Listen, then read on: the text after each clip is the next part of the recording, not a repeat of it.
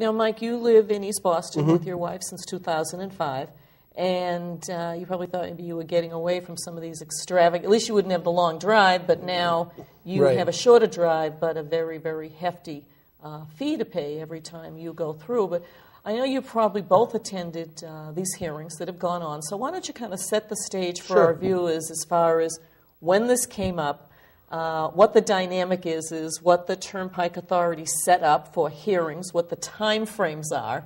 Sure. Are they clear? Are they not clear? And we're going to get into all that so that hopefully it will be clearer to our viewers before we finish our show today. Well, the first, November 14th when they made their decision and they had their vote, the first hearing, the Turnpike Authority, the first hearing was on December 10th. Then the second hearing. That was held? That was held in downtown Boston at the State Transportation Building, which, as you know, there's no parking down there. It made it very inaccessible for people to get to. Luckily, City Councilor Sal LaMattina took a busload of people from East Boston so that East Boston was well represented. And then the next one was on the 13th? 15th. That was in Lynn. That was a very boisterous crowd, and that was very well attended. Again, so we had the Boston one where logistically for people from East Boston, or actually even for some of my constituents in Chelsea, Revere, and Winthrop could have come to that, but then the Lynn hearing, that people who didn't want to go and pay the toll and parking and all that. Parking and everything else, they went to Lynn to attend that hearing. Yep, and that was very well attended by both elected officials and by the general public. There was standing room only. I mean, they were both well attended, but that was really packed. And then we had the one in Framingham on the 17th, which was interesting. They scheduled all this. 17th of December. Yep, 17th. It was all scheduled during the holidays, and this vote took place a week or 10 days after the election. And so that's interesting. But so then we have one left in Worcester on January 7th, which we're hoping has a big attendance. But at these hearings, there's been hours and hours of testimony. Each one's run a little late.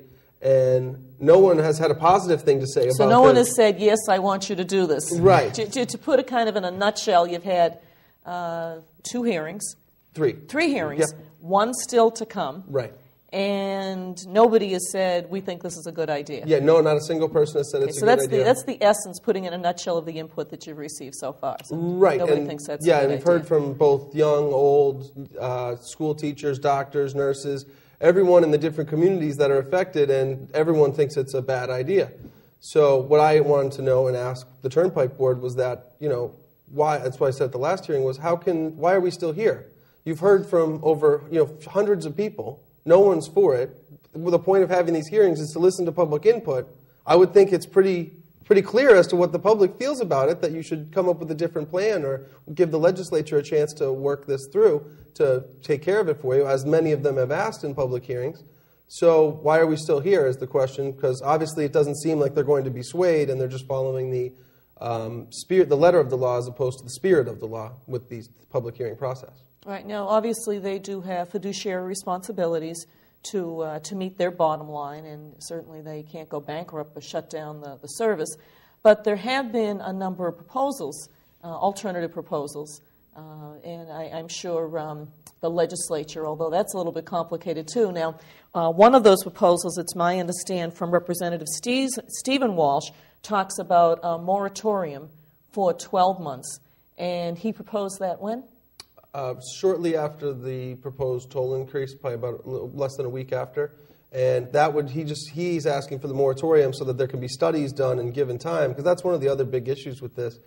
It's really going to have some serious traffic impacts throughout the cities that are affected because of the Turnpike Authority expects a 15% defection rate from when this goes into effect. So that's 15% of all these 200,000 cars that travel in and out of Boston every day now on local roads, which are already have a lot of wear and tear and potholes, as anyone drives around this week especially, we'll see. So, I mean, no studies have been done. If you look at the Triborough Bridge in New York City or some comparable, big infrastructure, when they do a toll increase, even if it's a quarter or 50 cents, if you can look up countless studies that they have commissioned and done, whereas there's been zero done for this proposal. Now,